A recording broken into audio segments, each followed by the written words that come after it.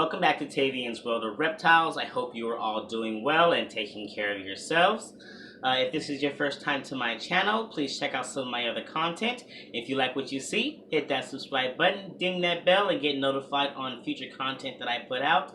And if you are a returning subscriber, you rock. Thank you for always coming through to listen to me ramble.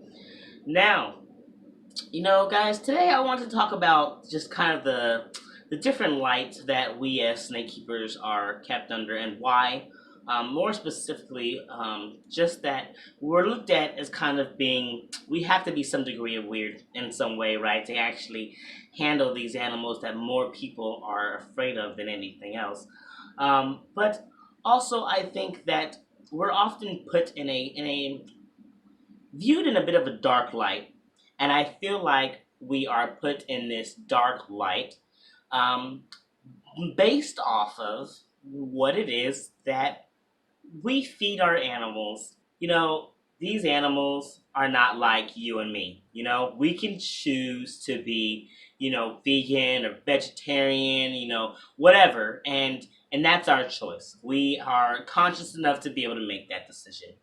These animals do not get to choose whether they want to be vegetarian or not. They have a very basic animalistic nature, and they are going to do what it is that they are inherently know how to do, which is hunt and eat living or dead prey.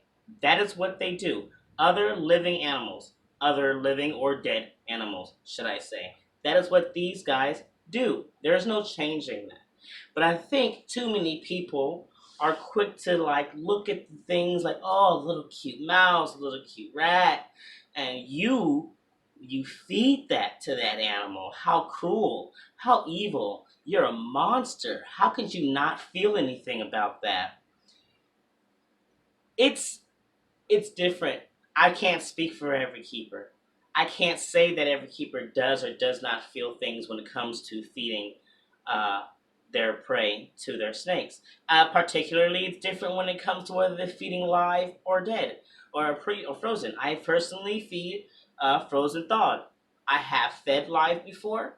I'm not a fan of feeding live because I don't really like to hear and see a live death. It's a little disturbing for me, but I 100% understand the necessity of it.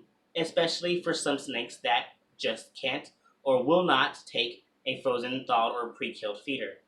Um, does that mean that I think the people who can and do feed frozen thawed are evil and monstrous and have no soul? No. Because the fact of the matter is, we are animal keepers. Okay? We keep these animals as pets and we love them and we want them to be healthy.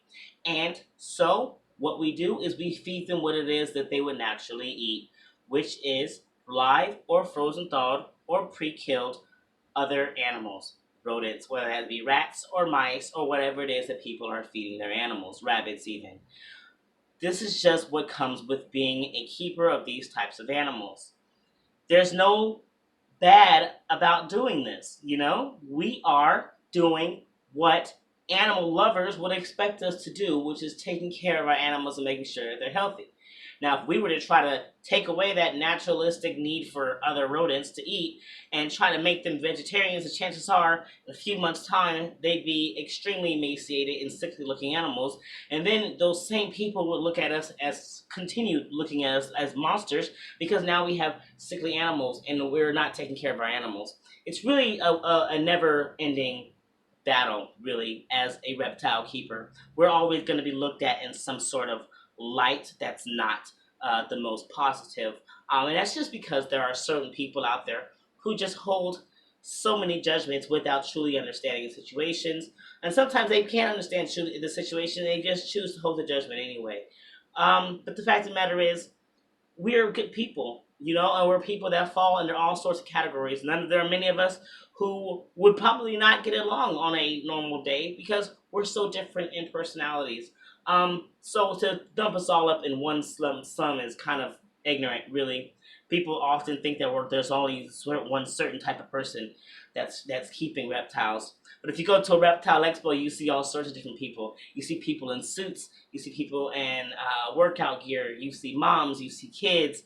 You see firemen and police. You see doctors and lawyers. You see all sorts of people who are here at this reptile expo because they're interested in reptiles. So they love reptiles.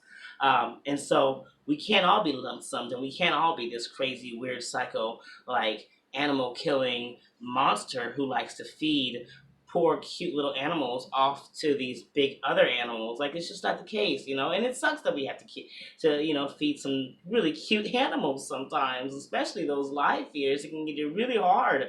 I have Beetlejuice who feeds on the anoles, and I've not made it, a thing, not known how I feel about that. Like, I think the anoles are cute. I think it's sad that I have to feed them, but it is a part of keeping these animals. He has to eat, and that is his preferred food. So, as cute as they are, and as adorable as they are, and as much as I love them, the fact of the matter is, I didn't get them as pets.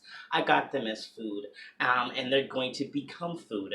And maybe in my future, I will have some pet anoles. But the fact of the matter is, this is the life that I live. I live to make sure that my animals are okay and healthy and eating. And if a nose are what's going to keep that animal alive and healthy and thriving, then a nose it is, regardless of how cute they are, regardless of how much I love them. And I don't like to think of myself as a monster for, being so straightforward and cutthroat about that, but it is a fact that when we keep these animals, we do what we can to take care of them. If that means feeding them other living creatures, then so be it, because that is the way of life. That is the cycle of life. That is what is happening outside of the four walls of our homes in nature. There are animals eating other animals all the time, and if we are taking these animals into our home as pets, then we have to mimic that behavior. And it doesn't make us monsters. Doesn't make us evil. Doesn't make us like psychotic or anything like that. It just means that we understand the nature of these animals, and that we're willing to do what we can to make sure that our animals stay healthy and thrive. So this was just a video about some random little thing that just popped into my head, and my thoughts about it. And I'm not really sure why it came up. I think maybe I was getting ready to feed Beetlejuice, and Ashley was having some difficulties with the fact that it was these cute little nose, and that I was just kind of like, well, it is kind of has to happen, and she had feelings about it, and so I guess I was inspired by that.